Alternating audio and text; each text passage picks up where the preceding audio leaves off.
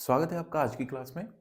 तो पिछली क्लासेस में हम लोगों ने देखा कि अंग्रेज कैसे बंगाल, उसके बाद से मराठा और फिर मैसूर में किस तरह से अपना जाल फैलाते हैं और उनको अपने कब्जे में ले लेते हैं। अब आज बारी है पंजाब की।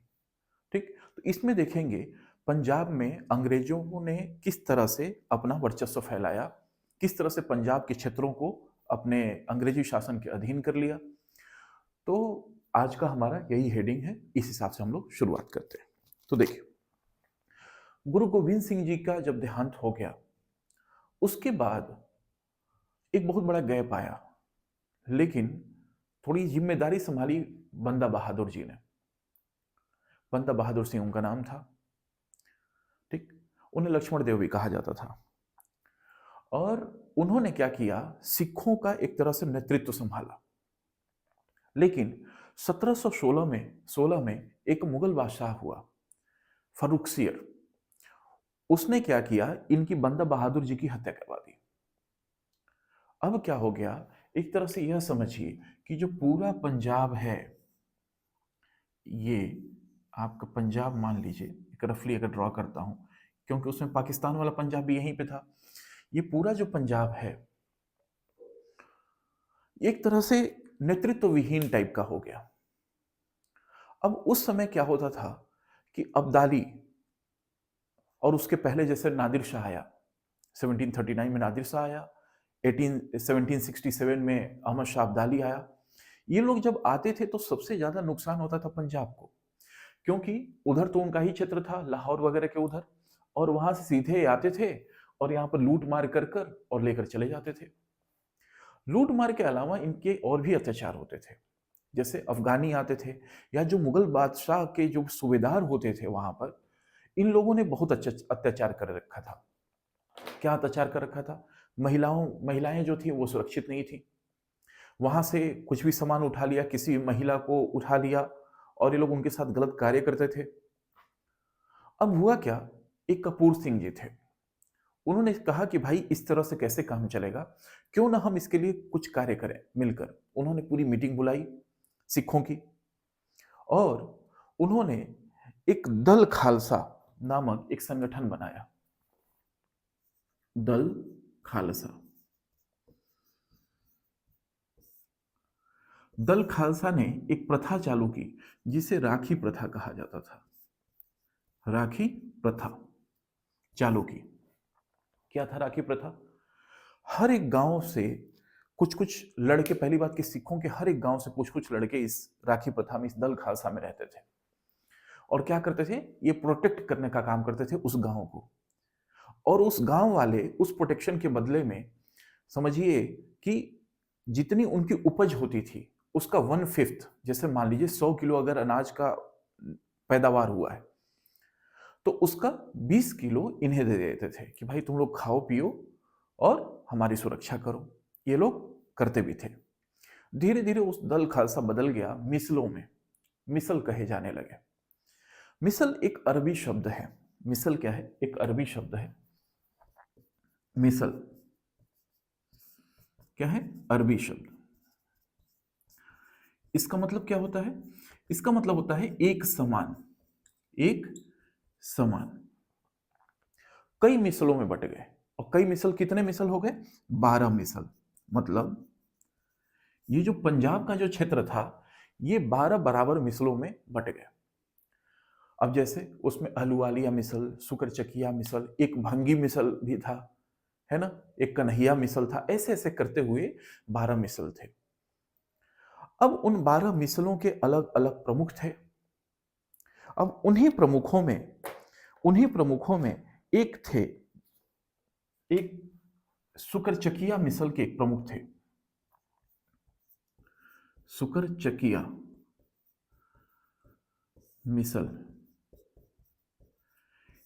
इसके एक प्रमुख थे महासिंह जी, महासिंह।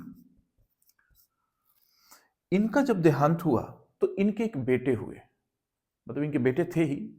उनकी उम्र जब 12 साल थी, 12 वर्ष, तो उनको क्या किया गया, सुकरचकिया मिसल का प्रमुख बना दिया गया।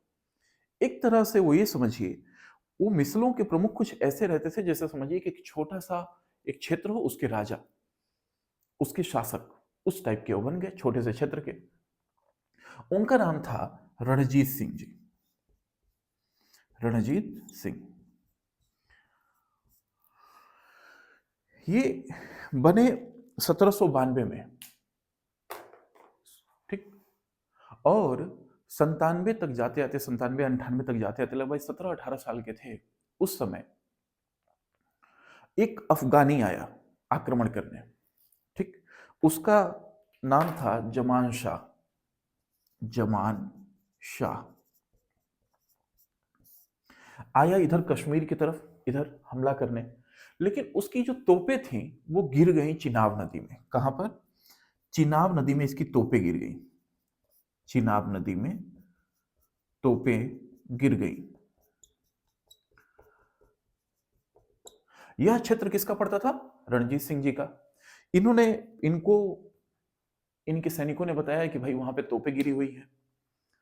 कहे कि ठीक है, पता करो किसकी है और उसको वापस कर दो।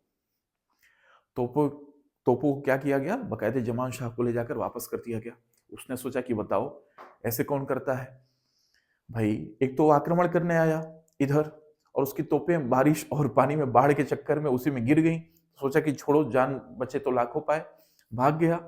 लेकिन बदले में पीछे से उसने उम्मीद ही नहीं की थी कि कोई उसकी तोपें भी वापस करेगा, और रणजीत सिंह ने उसकी तोपें वापस करवा दी। उसने इनको राजा की उपाधि, राजा क्या, महाराजा की उपाधि दे दी, महाराजा रणजीत सिंह, महाराजा की उपाधि दी।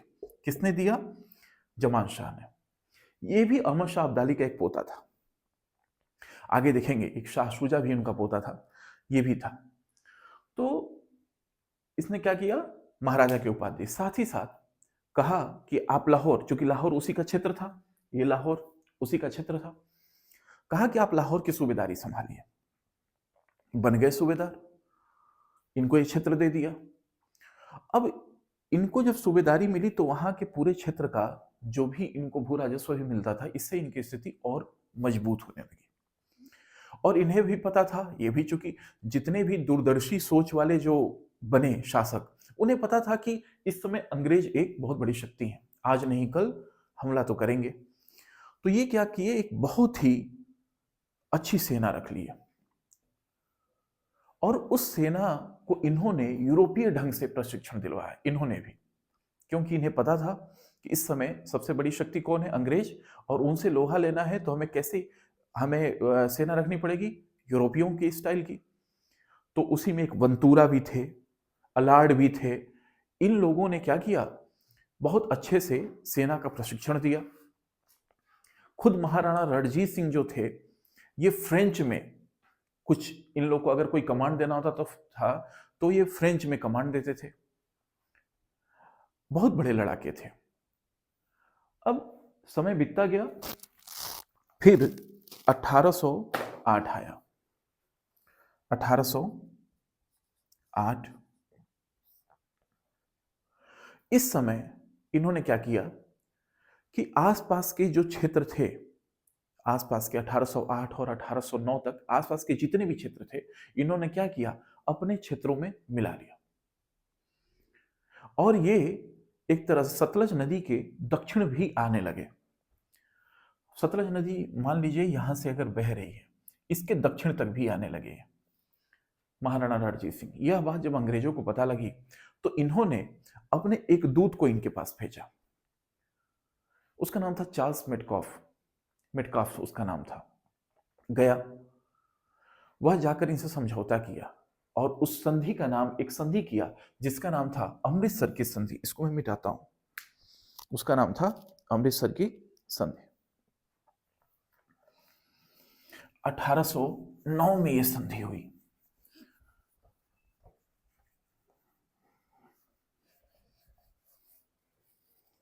यह संधि हुई 1809 में।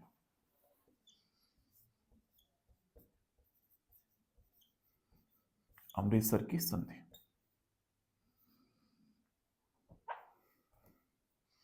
अमृतसर की संधि। क्या था इस संधि में? इस संधि में अंग्रेजों ने कहा कि काम करिए, मुझे पता है कि आपकी बहुत अच्छी सेना है, लेकिन आप अपनी हद में रहें।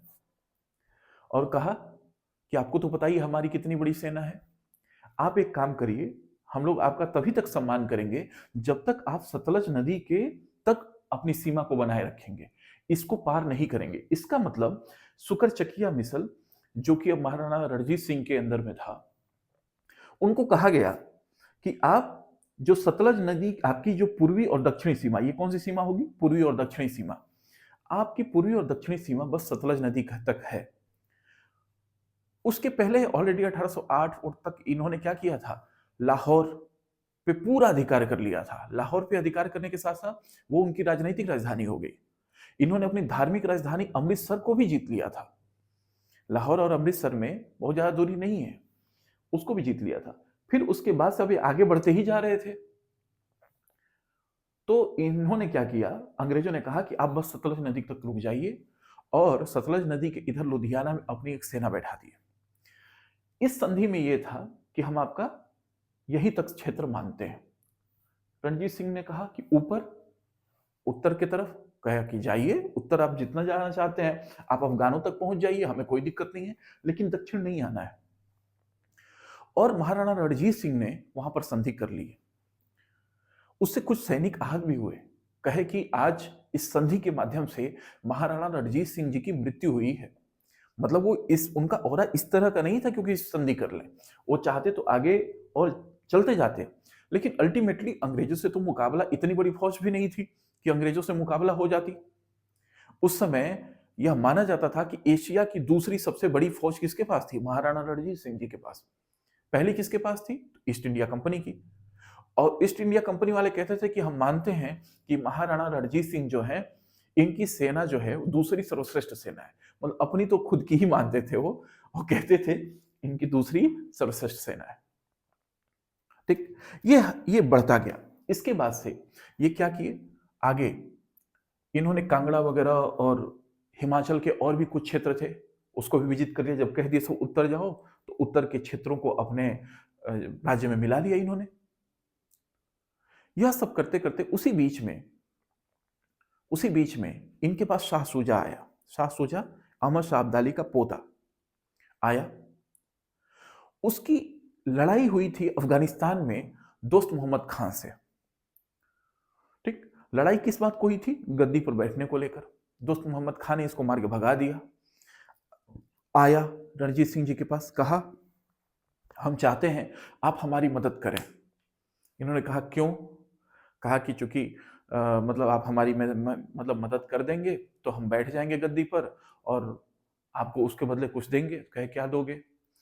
तो अपने साथ लाया था कोहिनूर हीरा। कहा कि ये देखिए। तो कहे कि ये तुम क्या करोगे? लाओ देखे कैसा है। देखे, कहे कि रुको दिखा कर लाता हूँ। घर में गए, रख दिए। कहा कि ठीक है। अब कहा हीरा, कहे कि बस कुछ नहीं, वो हमारे पास है, सुरक्षित है, तुम चिंता मत करो। अभी वैसे भी लेकर कहाँ घूमोगे, तुमसे छीन ही लेगा वो, और इधर जाओगे तो अंग्रेज छीन लेंगे। तो अपने पास रख लिए। कहा तो चलिए हमारी हेल्प करिए। उस समय नहीं गए हेल्प करने, बाद में वो भगा फिर अंग्रेजों के पास कि मेरे साथ ऐसा हुआ। तो अंग्रेजों ने कहा कोई बात नहीं, हम तुम्हारी मदद करेंगे। हालांकि बाद में इन्होंने भी मदद किया शाह शुजा की वहां पर गद्दी पर बैठने में, लेकिन अंग्रेजों ने इसको लुधियाना का क्षेत्र दे दिया और पेंशन भी दे दिया कि जाओ खाओ पियो ऐश करो, कोई बात नहीं, है ना। तो वह लुधियाना में बैठ गया। अब यही हाल चलता रहा आगे, यही हाल चलता रहा। और 1839 आते आते इनकी मृत्यु हो गई। इनकी मतलब किसकी? महाराणा रणजीत सिंह जी की मृत्यु हो गई। इसके पहले एक संधि हुई थी 1838 में। वो संधि जरा समझिएगा, उस संधि में क्या हुआ था। उसकी इनकी मृत्यु तो 1839 में हो गई, लेकिन उस संधि में कई बार ऐसा एक थोड़ा सा स्ट्रेटेजिकली वो थोड़ा सा इंपॉर्टेंट था इनके राज्य के लिए। अंग्रेज चाहते थे शाह शुजा को लेकर अफगानिस्तान जाना और अफगानिस्तान में आक्रमण करना, और वो चाहते थे कि उनकी जो सेना है वो सिंध से होकर जाए और महाराणा रणजीत सिंह जो है वह तटस्थ रहे। मतलब वह कुछ ना नुकुर न करें कि हमारे क्षेत्र से तुम्हारी सेना कैसे जा रही है, वह तटस्थ रहे। एक तरह से त्रिपक्षीय संधि थी। लेकिन महाराणा रणजीत सिंह जी का इसमें कोई बहुत बड़ा रोल नहीं था। उसके बाद ही इनकी मृत्यु भी हो गई। अंग्रेज इनके ऊपर चाहते तो पहले भी हमला कर ले सकते थे, ऐसी बात नहीं थी। सतलज के आगे भी बढ़कर इनकी हमला कर देते, लेकिन इनके ऊपर हमला नहीं करते थे। क्यों? क्योंकि उस समय इनको पता था कि रूस कहीं ना कहीं हो सकता है कि अंग्रेजों के खिलाफ हमला कर दे। अंग्रेजों को ऐसा डर लगा रहता था। तो एक तरह से बफर स्टेट का काम करेगा महाराणा रणजीत सिंह जी का राज। उधर से आएंगे तो पहले इनसे निपटेंगे, तब तो आएंगे, तब तक अंग्रेज संभल जाते। तो इसलिए वो महाराणा रणजीत सिंह जी के ऊपर हमला नहीं करते थे। अब इनकी हो गई मृत्यु, ठीक। अब मृत्यु के बाद से इनके जो शासक हुए वो बहुत ही अयोग्य हुए। वह शासक बहुत ही अयोग्य हुए। उन उन शासकों में जैसे खड़क सिंह, नौनिहाल सिंह, शेर सिंह और दिलीप सिंह, चार हुए। जरा उनके नाम देखिए। खड़क सिंह, नौनिहाल सिंह,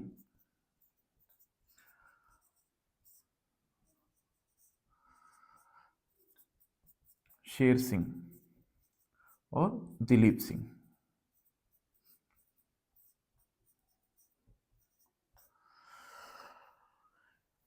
महाराणा रणजीत सिंह जी के बाद से उनके पुत्र खड़क सिंह जी हुए। और इन लोगों में देखिए आपसी मिसलों में झड़प होने लगी कि हम बनेंगे, हमारे मतलब इनके राज्य में भी आपस में झड़प होने लगी दो गुटों में। की कोई चाहता था कि उनके, जैसे मान लीजिए कोई बड़ा अधिक नेता है, उसके चार बच्चे हैं, उन चार बच्चों के आपस के जैसे समर्थक तो होंगे ही। उनके समर्थक जानते चाहते होंगे कि हमारे वाले बन जाएं, हमारे वाले बन जाएं। तो ऐसे ही उनके पुत्र थे खड़क सिंह, ये बने।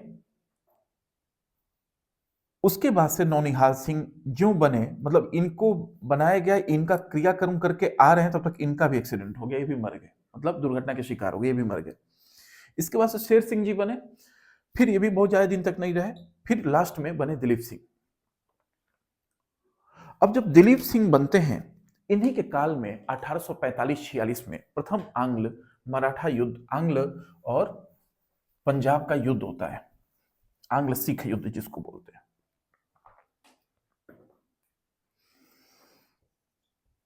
प्रथम आंग्ल सिख युद्ध 1845 टू 46, और फिर द्वितीय आंग्ल सिख युद्ध 1848 टू 1849। सोचिए, अगर महाराणा रणजीत सिंह जी की मृत्यु कब हुई? 1839 में।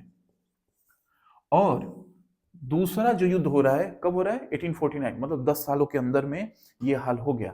तब तक तो अंग्रेज आक्रमण नहीं करते थे, लेकिन ये लोग इतने कमजोर शासक थे कि इनके ऊपर आक्रमण कर दिए, और आक्रमण कर कर इनके पूरे क्षेत्र को लास्ट में मिला लिए सब। लास्ट में जो दिलीप सिंह थे, इनको तो बस ये समझिए कि 5 लाख रुपए दिए सब, और कोहिनूर हीरा इनसे ले लिए सब। कहे सब कि तुम क्या करोगे? कोहिनूर हीरा ले लिए सब और कहे सब कि हम आपको पैसा देते रहेंगे। कोहिनूर हीरा ले लिए सब, बाद में इनको भेज दिए सब इंग्लैंड, और वहां पर जाकर ये अपना धर्म भी परिवर्तित कर लिए। धर्म परिवर्तित करके ये ईसाई बन गए। बाद में इनकी पेरिस में मृत्यु हो गई, और इनका दाह संस्कार के लिए फिर लाया गया इंग्लैंड में, तो इनका वहीं दाह संस्कार भी कर दिया गया। कुल मिलाकर यह समझिए कि जब तक महाराणा रणजीत सिंह जी थे पंजाब में, तब तक अंग्रेज पूरे पंजाब को विजित नहीं कर पाए। और जैसे ही उनकी मृत्यु होती है, तो इनके जो उत्तराधिकारी जो हुए, वह इतने सशक्त नहीं थे कि अंग्रेजों की चाल को समझ पाते और उनको रोक पाते। आपसी मनमुटाव ने नई धुन को जन्म दिया, जिसमें दो युद्ध बहुत ही जल्दी जल्दी हुए। प्रथम आंग्ल सिख युद्ध हुआ 1845-46 और द्वितीय 48-49।